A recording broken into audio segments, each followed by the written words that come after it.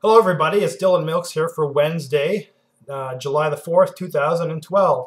And today I just wanted to kind of give my own thoughts and comments on the big news over the weekend with Obamacare being ruled as constitutional and thus now ushering in a new era of health care in the United States.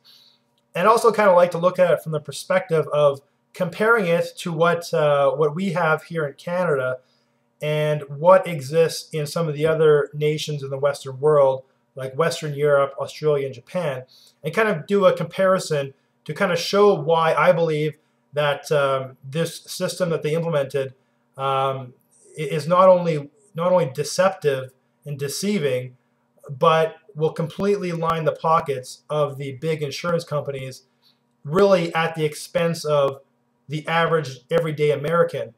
Now, in Canada, when I go to the doctor's office in Canada, the doctor's office bills the provincial health authority, which, because I live in Manitoba, that is Manitoba Health. So the doctor's office bills Manitoba Health for those services rendered, and it's the same concept with a hospital.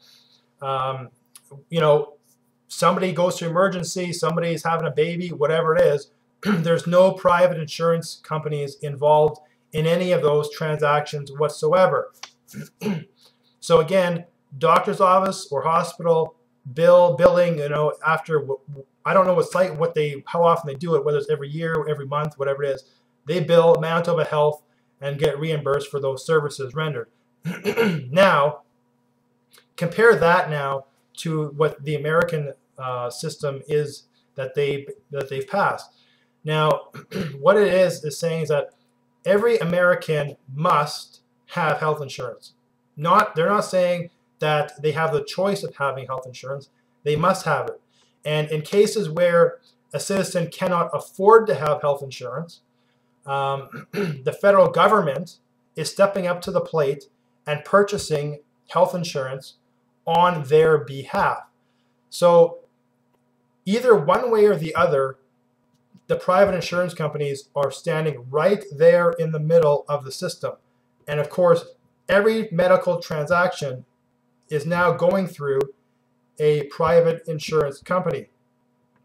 So the other part of this, which to me is completely stupid, is this idea of a mandate, meaning Americans have to have health insurance. Now, how they're going to enforce this is through the IRS. Now, according to what I've been hearing about the mandate, is that if a citizen does not have health insurance, they will be receiving on a yearly basis a $5,000 fine. In other words, every year when they file their taxes to the IRS, one of the questions now is going to be, there's going to be some information gathered about their health insurance plan number and something related to that, so that they can then be validated that yes, this person does have a valid health insurance. And if they don't have it, then the IRS then slaps them with a $5,000 fine. Now, so to me, so this is one way that the U.S. government is going to regain gain a little bit of money from those citizens who are rebelling against the mandate. However, I think at the end of the day, the amount of revenue that's going to collect is not going to total up to a whole lot. I think most people are going to cave in and purchase it because the fine is so huge. Now, even though, again, I don't know how much the fine will outweigh, will compare versus the cost of buying insurance, but I suspect that there will be some, excuse me, some who will rebel and choose just to pay the fine and just not get out of it at all. So the other part I want to bring up about this is the fact that the Democrats and Obama all along said that this is not a tax. Well, the Supreme Court said clearly this is a tax, and in fact, even those who voted for it in the Supreme Court said that it was constitutional, said that yes, this is a tax. Because now think about it. How in the world, now that the federal government now is on the hook to provide health insurance, to pay for to purchase health insurance from a private insurance company on behalf of, X tens of millions of Americans who are uninsured, where is that cost going to come? Where is that money going to come from?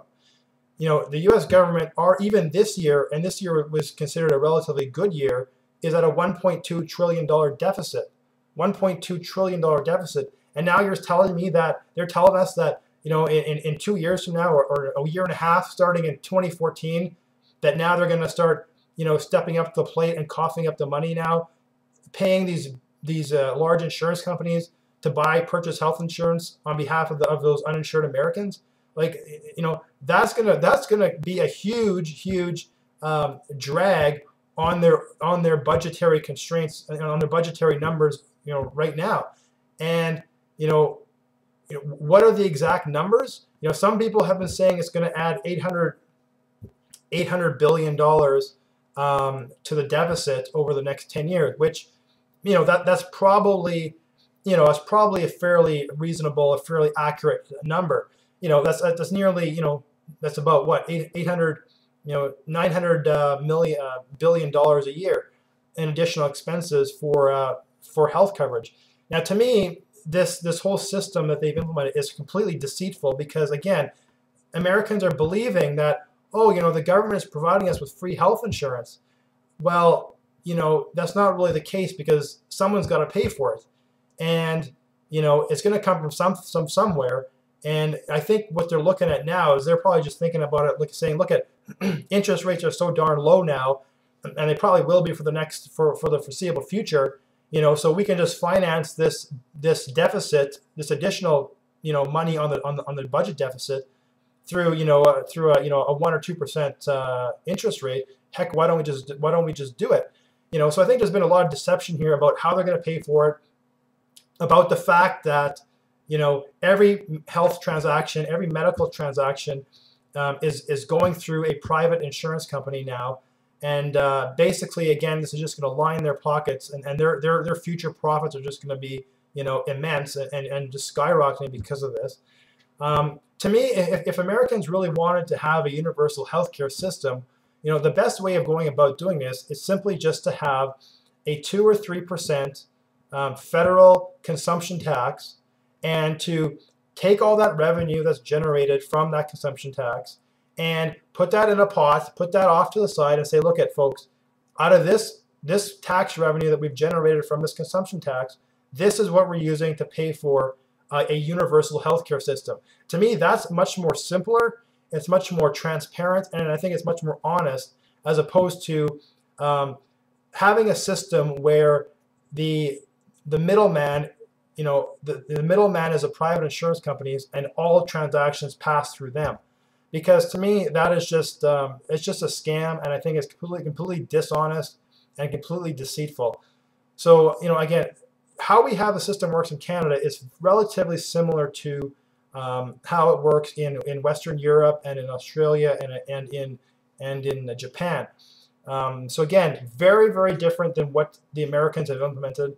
And I'm not even sure if I'd really call it universal health care, because really what I would call it is corporate welfare. That's actually what I'd call it, corporate welfare, because again, they're basically subsidizing and basically guaranteeing the profits of the large insurance companies for many years to come. So that's just my 2 cents on it, and let me know what you think. Thanks everybody for watching. Take care. Have a good night. I'll talk to you again soon. Bye for now.